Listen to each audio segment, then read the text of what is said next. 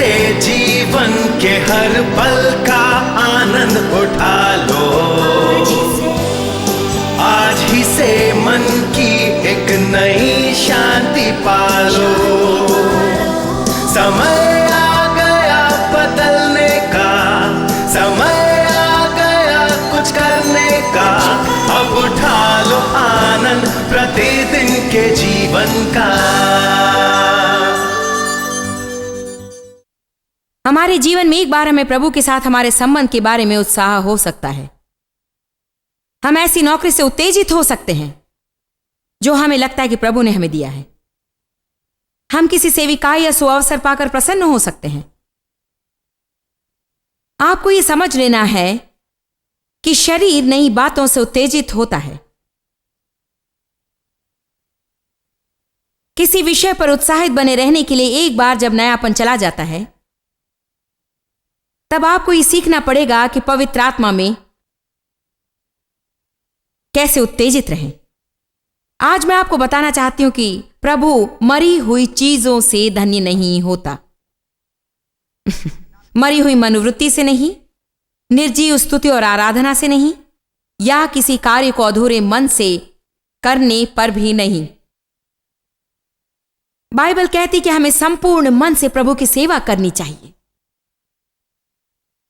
और जो कुछ हम करते हैं उसे प्रभु के लिए करें, यह जानते हुए कि हमारा प्रतिफल प्रभु से प्राप्त होता है, ना कि मनुष्यों से।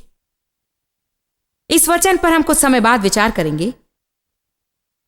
मैं ऐसे समय से गुजरी हूं जब मैं अपना उत्साह खो चुकी थी, अपना जोश खो चुकी थी। जो कुछ मैं कर रही थी उस पर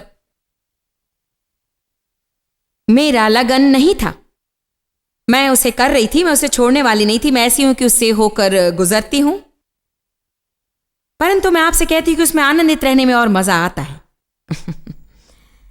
मैं आभारी हूं कि मैंने हार नहीं मानी। और ऐसे समय भी होते जब हमें आगे बढ़ना होता है। उस रास्ते को अपनाने का एक कारण मैं जान गई कि शैतान मेरा फायदा ले रहा था और मुझे आवश्यकता थी कि मैं उस पर अधिकार जमाऊं। परंतु एक और बात जो मैंने एहसास किया वो ये थी कि मैंने बहुत सी चीजों को पुराना, रुचिकर और बासी हो जाने दिया। वही पुराना हो रहने दिया, और मुझे उससे बाहर निकलकर विश्वास के कुछ नए कदम बढ़ाना था। मैं आपको बताना चाहती हूं कि प्रभु ने आप में बदलने की लालसा रखी है। प्रभु ने आप में ताजगी की लालसा रखी है। इसीलिए उसने अपने लोगों को निर्जन प्रदेश से होकर गुजरते समय रोज ताजा मन्ना खिलाया। किसी कार्य को करने का नया तरीका अपनाने पर आप में से कुछ लोग उत्तेजित होंगे, परंतु आपको असफल होने का डर होता है और आप रोज और हर दिन हर समय वही पुराना तरीका अपनाते हैं और हमेशा कुड़कुड़ाते और चिढ़ते रहते हैं। मैं इससे बहुत थक गई हूं, क्योंकि आप हर समय एक ही चीज को देखते हैं। उत्साह को बनाए रखने के लिए जो कुछ करना चाहिए उसे हमें करना है। आप विवाह को ले लीजिए, मुझे परवाह नहीं कि आपने किससे शादी की या उन्हें आप कितना चाहते हैं। यदि आप अपने आप को उत्साहित ना रखें तो वो जीवन नीरस हो जाएगा। आप चाहते हैं आपका वैवाहिक जीवन उमंग भरा हो, परंतु आप अपना कर्तव्य नहीं कर रहे। मैं पहले से ही अच्छा प्रचार कर रही हूं। मैंने कहा कुछ लोग चाहते कि अपना वैवाहिक जीवन उमंग भरा हो, पर आप उसके लिए कुछ भी नहीं कर रहे हैं। आप सदा निष्क्रिय रहकर यह आशा नहीं कर सकते कि हर बार आपका साथी सक्रिय रहकर सारे कदम उठाए और जो कुछ करना है वही करे। कुछ लोग हंस रहे हैं और कुछ चुप हैं। आज मैं आपको कुछ समझाना चाहती हूं और मैं शीघ्र ही उसे बता देना चाहती हूं।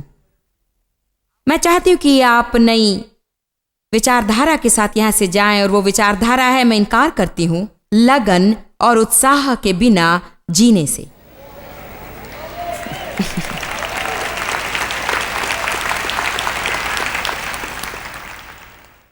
आप में से कितने थकने और ऊबने से थक और ऊब चुके हैं? आप नीरसता से ऊब चुके हैं और दोबारा उस रस को अपने शरीर में पाना चाहते हैं। यदि मैं संसार भर में यात्रा करके इसे करूं तो मैं उसमें आनंदित रहना चाहूंगी। मैं उसे यूं ही नहीं करना चाहती। मैं आनंद लेना चाहती हूं। मैंने ये जान ली कि यदि मुझे उसका आनंद लेना है तो सबसे पहले मुझे अपनी मनोवृत्ति को सुधारना है। जो कुछ मैंने प्रभु से मांगा है उसके प्रति मुझे कृतज्ञ रहना है और न कि उसकी देखरेख करने की आवश्यकता होने के कारण उसके लिए कुड़कुड़ाना या शिकायत करना है। मैं जो कुछ हूं उसके लिए मैंने आग्रह किया है। आमीन। मुझे उसकी ताजगी को कायम रखना है। मैं चाहती हूं कि आज ही आप लगन तथा उत्साह के बिना जीने से इनकार करें, क्योंकि मैं मानती हूं कि हमें यीशु के प्रति भाव प्रवण होना चाहिए। मसीह के शरीर में भाग लेने के विषय में भाव प्रवण होना चाहिए। प्रभु ने आपको जिस भी कार्य के लिए बुलाया है आपको उसे पूरी लगन से करना है। यदि इस समय आपको एक पत्नी या एक माता का कर्तव्य सौंपा गया है तो उसे लगन से कीजिए। जितना हो सके उतनी उत्कृष्टता से कीजिए। कभी भी प्रभु के लिए अधूरे मन से, लापरवाही से काम न कीजिए। यदि आप प्रभु की स्तुति करते हैं तो स्तुति कीजिए। मैं नहीं कहती कि हर एक को ऊपर नीचे कूद कर इधर उधर चलते हुए प्रभु की स्तुति करनी चाहिए, परंतु कुछ गड़बड़ होती है जब हम मानो स्तुति बलि लेकर हम करते हैं। बाइबल कहती कि मरे हुए प्रभु की स्तुति नहीं करते। वो मृत अधूरे मन की आराधना से प्रसन्न नहीं होता। जहां लोग इस बात का भी ध्यान नहीं रखते कि क्या हो रहा है। मैं सोच भी नहीं सकती कि क्या होगा यदि हमारे चर्च की आराधनाओं में आने वाला हर एक व्यक्ति बड़ा उत्साहित और जोश के साथ आए और न कि कहीं सोता हुआ किसी ऐसे अगुवे की प्रतीक्षा करता रहे जो आकर उसे प्रोत्साहित करे। कभी कभी मुझे लगता है लोग कह रहे हैं मुझे प्रोत्साहित करने के लिए मैं आपको ललकारता हूं। चलिए देखते हैं जॉयस, आप हमारे चेहरे पर मुस्कान ला सकोगी या नहीं। मुझे प्रोत्साहन चाहिए। आप नहीं जानते कि प्रचारक या पासवान को कैसा लगता है जब आप चीजों में अभिरुचि रखते हैं, बातों को लिखते हैं, आप मुस्कुराते हैं, समय पर आते हैं, प्रवचन के बीच में उठकर नहीं जाते हैं। थोड़ी सी मदद से जो कुछ भी होता है वो अनोखा है। वो ऐसा है कि किसी की उत्कृष्टता को प्रदर्शित करता है। प्रकाशित वाक्य 2 में, चलिए प्रकाशित वाक्य निकालते हैं। खैर मैंने रोमियो 12 कहा, चलिए उसे पहले पढ़ते। रोमियो 12:11।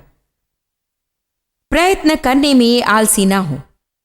प्रयत्न शब्द का अर्थ है उत्सुकता तथा पूर्ण अभिरुचि।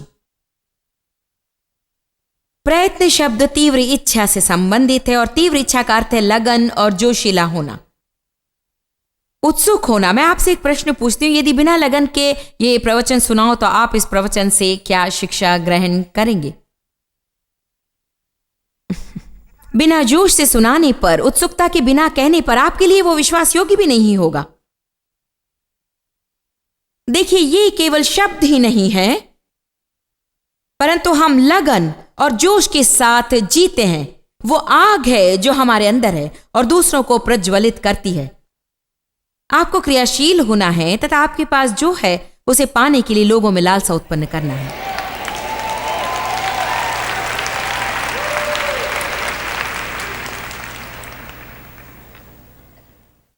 ऐसा करने का एक रास्ता है सही ढंग से हंसी और मजाक करना, चेहरे पर मुस्कान बनाए रखना, जीवन में आनंदित रहना। हर कोई जीवन का आनंद लेना चाहता है।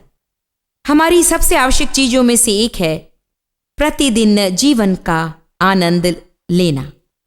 जीवन में आनंदित और उत्साहित रहना। अब मेरी ओर ध्यान दीजिए, यह महत्वपूर्ण है। जीवन के प्रति उत्सुक रहने के लिए जरूरी नहीं कि हर समय कुछ न कुछ उत्तेजक बात होती रहे। दूसरे शब्दों में मैं चाहती हूं कि हमें सीखना है कि उत्तेजक बातें न होने पर भी हम उत्तेजित कैसे रहें। सचमुच मुझे नहीं लगता कि ऐसा करने के लिए हमें पवित्र आत्मा की सामर्थ्य चाहिए। मैं मानती हूं कि एक साधारण अविश्वासी भी उत्तेजक बातें होने पर उत्तेजित हो सकता है। क्या होता है जब आप उन्नति करते हैं, भीड़ भाड़ में गाड़ी चलाते हैं, काम के लिए जाते हैं, नौकरी करते हैं, घर आते हैं, बर्तन मांजते हैं, खाना पकाते हैं, घास काटते हैं, सोते हैं, उठते हैं और काम पर जाते हैं। अब अच्छा होगा यदि आप में पवित्र आत्मा भरपूर हो। सचमुच मैं मानती हूं कि प्रभु ने अलौकिक रीति से हमें अभिषेक किया है। अब मेरी बातों पर ध्यान दीजिए। प्रभु ने अलौकिक रीति से हमारा अभिषेक किया कि हम सामान्य दैनिक जीवन जिए तथा अत्यंत खुशी के साथ, लगन और उत्साह के साथ जिए, क्योंकि वही हमारा आनंद है। हमें खुश रहना चाहिए क्योंकि हम नरक नहीं जाएंगे। किसी दिन यीशु मध्य आकाश में दिखेगा और यदि आज आप खुश नहीं हैं कि आप उद्धार पा चुके हैं, उस समय आप अवश्य खुश होंगे। यही कारण है कि जब यीशु ने दो दो करके अपने शिष्यों को भेजा और वे उत्तेजित होकर लौटे कि यीशु के नाम में दुष्ट आत्माएं उनके अधीन हो गई, तब यीशु ने कहा, इस पर आनंदित ना हो, वरन इस बात पर आनंदित हो कि तुम्हारा नाम मेमने के जीवन की पुस्तक में लिखा गया है। हमें लगन के साथ जीना है। लगन उत्साह देने वाली वस्तु है, वो प्रेरित करती है, वो भावनाओं को वश में कर लेती है। जब आप में लगन है तो आपको उसे करने में वो उकसाएगी जो आप खुद विश्वास नहीं करेंगे कि आप उसे कर सकते थे। पिछले 27 सालों से मैंने इस सेविकाई के लिए अनेक त्याग और कई कार्य किए हैं जो मैंने कभी नहीं सोचा कि मैं कर सकती थी, क्योंकि प्रभु ने भारी लालसा मेरे अंदर रखी और मुझ में इस सेविकाई के तथा लोगों की मदद करने के प्रति लगन थी। वो एक तीव्र इच्छा है या किसी व्यक्ति या कार्य के प्रति एक निष्ठा है। मैं चाहती हूं कि जो मेरे लिए काम करते हैं उनमें लगन हो। मैं हर सवेरे 500 मरे हुए सिरों को देखना नहीं चाहती। मैं चाहती हूं कि लोग पूरे उत्साह के साथ आए मानो वे वहां रहना चाहते हैं। मैं उन लोगों को मेरे साथ रखना नहीं चाहती जो मेरे साथ रहना नहीं चाहते।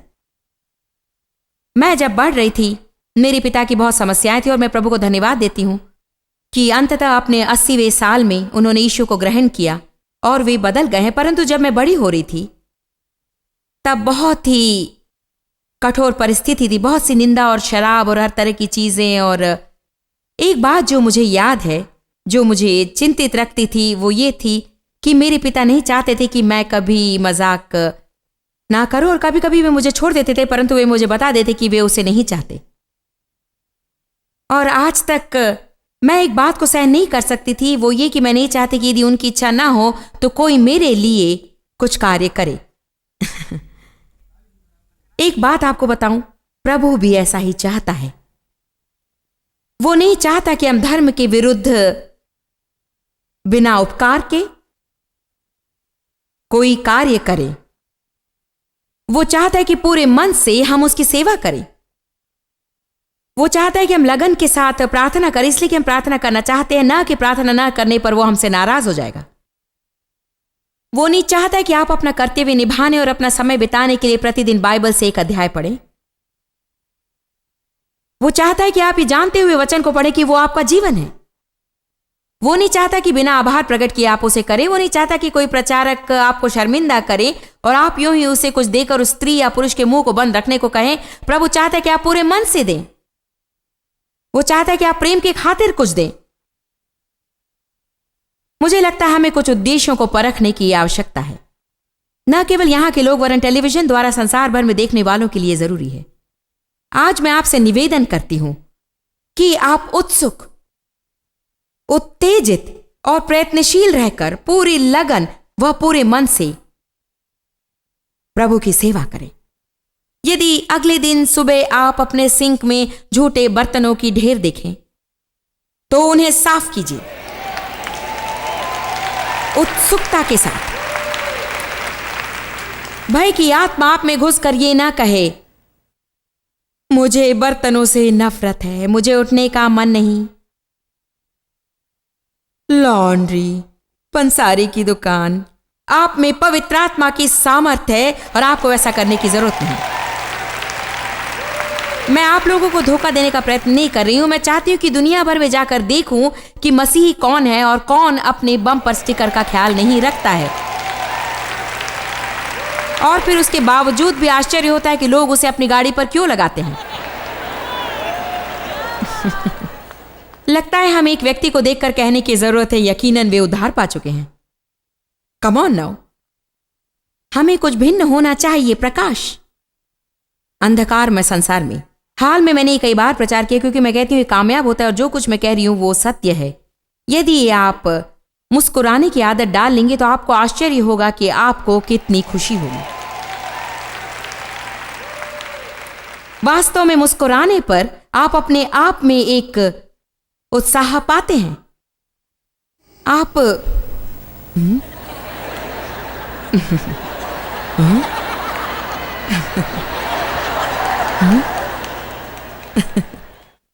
मैं सच कह रही हूं, मुस्कुराने पर आपको अच्छा लगता है। कहा जाता है कि क्रोध जताने की अपेक्षा मुस्कुराने पर कम मांसपेशियां काम करती हैं। यदि आप जवान हैं और अभी से लेकर 60 साल की उम्र तक यदि आप क्रोध जताते रहेंगे तो आप पछताएंगे, क्योंकि एक दिन आप खुद को आईने में देखेंगे और तब पाएंगे कि वे सारी मांसपेशियां मर चुकी होंगी।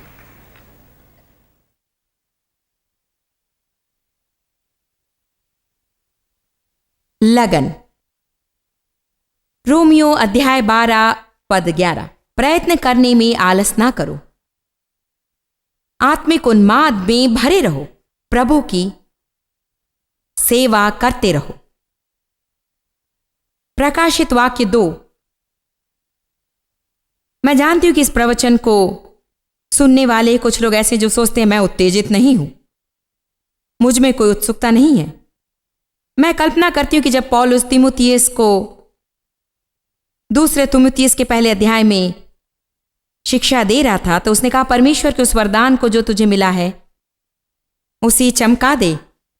मुझे नहीं लगता कि तीमुथियुस उतना उत्तेजित हुआ होगा। बात यह नहीं कि हमें कैसा लगता है, वरन ये कि हम क्या चुनते हैं। आमीन। हर समय मुझे मन नहीं करता कि यहां खड़े होकर लगन से प्रचार करूं, उत्सुकता से कार्य करूं, परंतु क्या मैं आपसे कुछ कहूं, जब भी मैं ऐसा करती हूं तो बहुत अच्छा लगता है। मैं नहीं कहती कि आप किसी को खुश करने या दिखावे के लिए ऐसा करें। मैं कहती हूं कि यह प्रभु की इच्छा है कि आप पूरे जोश और उत्सुकता के साथ उसकी सेवा करें। प्रकाशित वाक्य 2:2 कहता है कि मैं तेरे काम और तेरा परिश्रम और तेरा धीरज जानता हूं।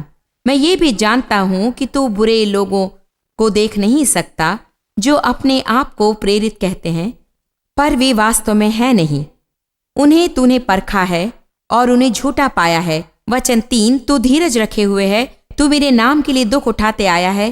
तू धीरज रखे हुए, तू मेरे नाम के लिए दुख उठाते उठाते थका नहीं। फिर भी मुझे तेरे विरुद्ध ये कहना है, तूने अपना पहला सा प्रेम छोड़ दिया है। मेरे ख्याल से हमेशा हम इसका अर्थ निकालते हैं कि लोग पीछे हट गए हैं और स्पष्ट रूप से उसके एक अंश का अर्थ वही है। परंतु आज प्रभु ने मुझे ये वचन दिखाया जब मैं मनन करते हुए इस प्रवचन की तैयारी करी थी, क्योंकि लगता है मानो वो किसी के बारे में कह रहा है जो यहां वे हार नहीं मान रहे थे। वो कहता है मैं जानता हूं कि तुम आगे बढ़ रहे हो और बेहोश नहीं हो और हार भी नहीं माने हो। मैं जानता हूं कि तुमने धीरज रखा है और अनेक बातों से गुजर चुके हो, परंतु मेरे ख्याल से वो सही मनोवृत्ति से नहीं गुजर रहे थे। वे सही रीति से गुजरे नहीं। परीक्षाओं से होकर गुजरने के विभिन्न तरीके हैं। कितने लोग ये जानते हैं? ऐसे लोग हैं जो होकर गुजरते हैं, परंतु संसार में सभी जानते हैं कि वे होकर गुजर रहे हैं। वे जिस किसी को देखते हैं उनसे कहते हैं कि वे किससे होकर गुजर रहे हैं और वे कितने कष्ट सह रहे हैं तथा कितनी कठिनाई है। ऐसे लोग भी होते हैं जो कभी कभी जान लेते हैं कि वे किससे गुजर रहे थे और आप जानते थे कि वे हर समय गुजर रहे थे तथा आप ये नहीं जान सके कि वे गुजर रहे थे। और हम उन लोगों का सम्मान करते हैं और उनकी प्रशंसा करते हैं क्योंकि हम सोचते हैं उन बातों से गुजरते हुए क्या अन्य लोगों की सेवा कर रहे थे? क्या आपको लगता है कि उनसे गुजरते हुए हर समय आप प्रभु की स्तुति कर रहे थे? उनसे गुजरते हुए पूरे समय क्या आप चर्च का कार्य करते हुए सेवा कर रहे थे? क्या आपको लगता है कि उनसे गुजरते हुए पूरा समय आपके चेहरे पर मुस्कुराहट थी और रिपोर्ट अच्छी थी?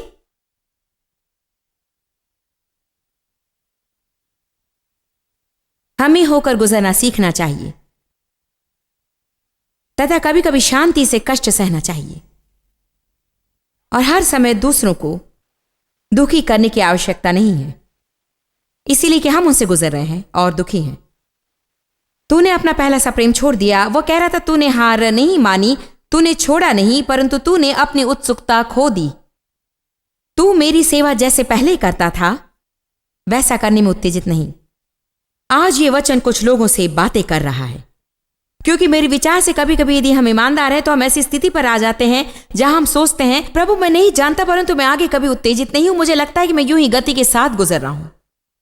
इस तरह से मैं चर्च जाता हूं और मैं चर्च जाता हूं, मैं बाइबल पढ़ता हूं, अन्य भाषा में बोलता हूं, प्रार्थना और भविष्यवाणी करता हूं।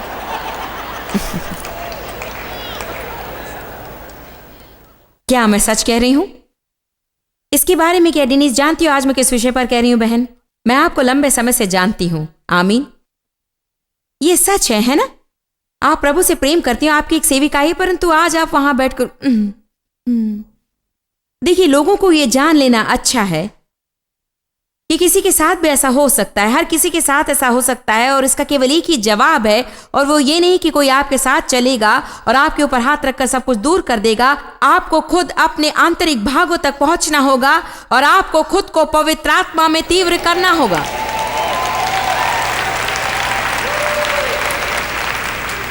हाल ही में मैंने किसी को कुछ कहते ही सुना जिससे सचमुच मुझ पर प्रभाव पड़ा। मैं नहीं जानती कि जो मैंने किया आप उससे बाहर निकल पाएंगे या नहीं, परंतु उसने कहा जो पहले आपका चमत्कार था उसे स्मारक मत बनने दो।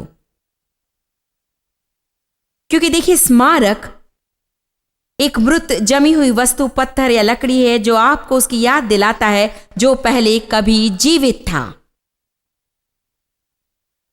जानती हैं आप कितनी उत्तेजित थी डेनिस जब आपने पहली सेविकाएं आरंभ की थी? मुझे याद है कि जब मैंने उस छोटे होटल में आप पर भविष्यवाणी की थी कि प्रभु आपके लिए क्या करने वाला, और उस रात आप कितनी उत्तेजित थी। और मुझे याद है मैं यहां आती थी और 300 लोगों की सभाएं करती थी। मैं सोचती थी कि 5000, 6000, 7000 लोग एक ऑडिटोरियम में हो तो मैं बस बेहोश होकर गिर जाऊंगी, मैं तो इतनी उत्साहित थी। देखिए, जो एक बार चमत्कार था उसे हमें जाने नहीं देना है। आपका उद्धार एक चमत्कार था, नया जन्म एक चमत्कार था, बच्चे का जन्म चमत्कार था, आपके जीवन में प्रेम करने के लिए कोई व्यक्ति होना चमत्कार है। आइए हम लोग चुप न बैठें और हमारे जीवन में एक समय में चमत्कार होने वाली बातों को केवल स्मृति ही न बनने दें। आज मैंने सोचा हमने ये अद्भुत सुंदर होम ऑफिस यहां सेंट लुइस मिसौरी में पाया है, और प्रभु ने हमें इस अद्भुत इमारत के लिए नगद राशि देने की अनुमति दी है, और हमने उसके सामने बड़े अक्षरों में लिखा है, look what the Lord has done. आप उस रास्ते से गाड़ी चलाते जाएं तो आप पाएंगे कि सारे देशों के झंडे वहां रास्ते में कतार में हैं, और मैं आपको बताऊं ये तो प्रभाव डालने वाला है। परंतु मैं नहीं चाहती कि कभी ऐसा समय आए जब वहां से कोई गाड़ी चलाते हुए जाए और कहे यहां जॉयस मिनिस्ट्रीज हुआ करती थी। मैं चाहती हूं कि जब तक मैं जीवित हूं और मेरे जाने के बाद भी उस इमारत में से कुछ जीवन बाहर निकले, मैं चाहती हूं कि कोई उस इमारत से सुसमाचार प्रचार करे और कुछ सामर्थ्य काम करे। मैं नहीं चाहती कि मेरे चमत्कार केवल एक स्मृति बनकर रह जाए।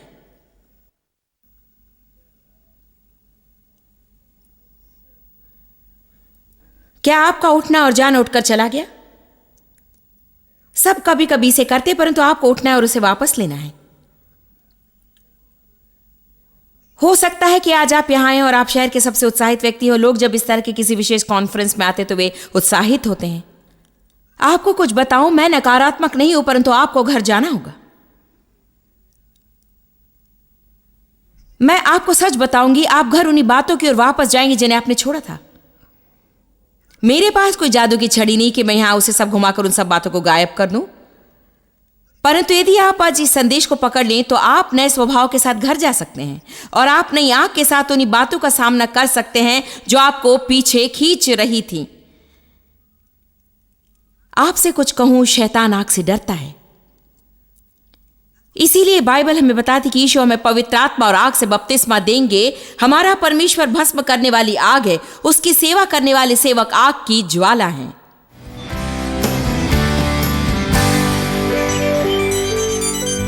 क्या आपकी लापरवाही दूर हो गई? मेरे ख्याल से अनेक लोगों के साथ ऐसा होता है कि आपने उत्सुकता खो दी है और आपकी अग्नि, आपका प्रयत्न यदि हां तो आपको उसे दोबारा पाना है। हमें अपने जीवन के प्रति उत्तेजित रहना है। यीशु मरा के हम अपने जीवन के हर एक दिन का आनंद ले। प्रभु ने हमें अभिषेक किया है कि हम अत्यंत आनंद के साथ प्रतिदिन जीवन बिताएं और हमें हर किसी का सामना। प्रभु आपको आशीष दे। वचन में बने रहिए, क्योंकि यदि आप वचन से प्रेम करेंगे तो आपका जीवन बदल जाएगा।